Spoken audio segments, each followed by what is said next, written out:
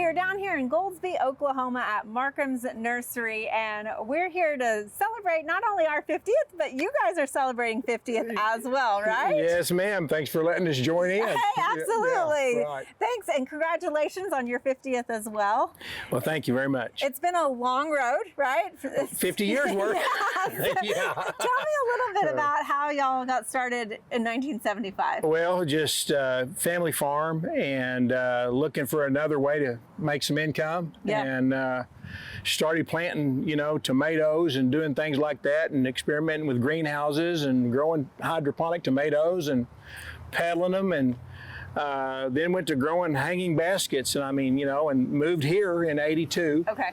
And once we got moved here, and people would, that's what got us here. We started in '82. Let's talk a little bit. Obviously you've got more than just tomatoes and hanging baskets here. You've expanded quite significantly. What all do you offer to people? Well, what we try to offer here is anything that pertains to whether or not it's landscape gardening or vegetable gardening or anything like that, and all of the supplies and the stuff that they need to be successful in it. We believe in providing our customers with products that where they know that they've given it their best effort and give them their best chance for success at what they've set out to do, and right. And we that's what we want to be able to provide to them all the time. That keeps you having a consistent turn of product and quality, all that kind of thing. Because literally your name and reputation is on it, right? Yeah, you can't. There's just no.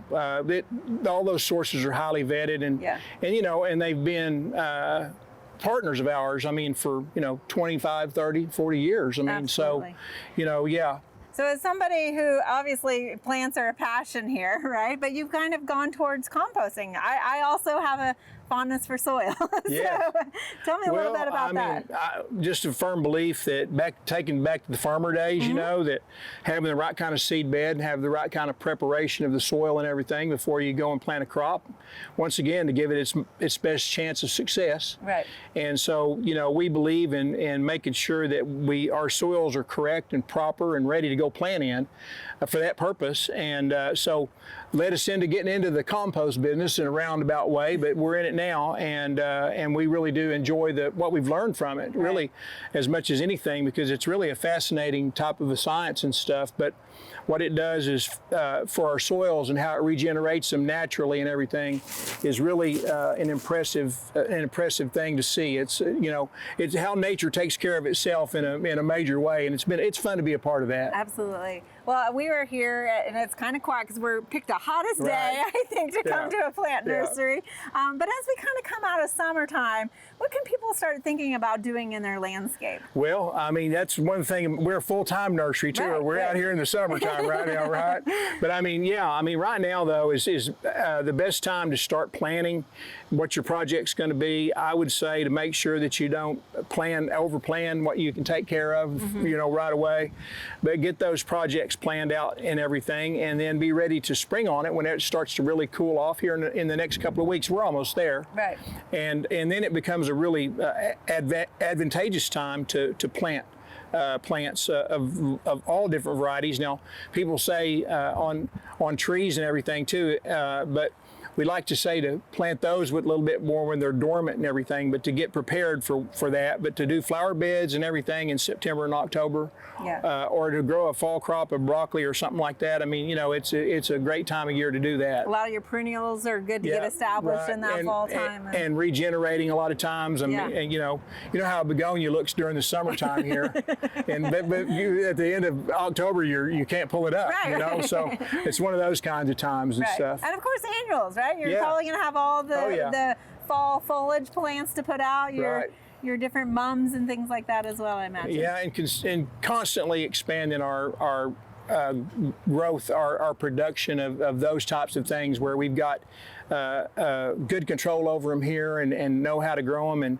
and so we're constantly expanding out into that too, and providing other stores with material, and so always something going on. Excellent. Well, there's something to be said for buying local, right? And that doesn't mean just produce, but it also means your your plant material as well, because it's used to this Oklahoma climate already. Well, and that's one of the things that we really do believe in too, is that not trying to force a round peg into a square hole, you know, with plant material out there in the landscape, especially.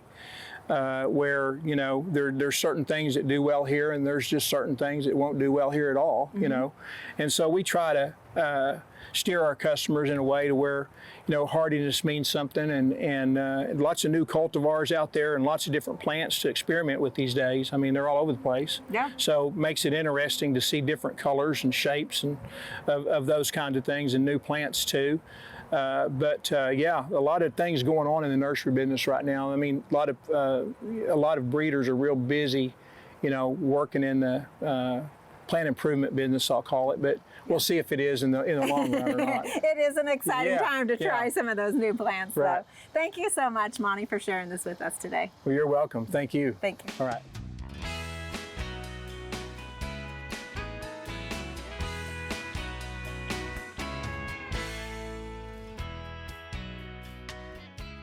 We hope you enjoyed this video as part of our Oklahoma Gardening YouTube channel.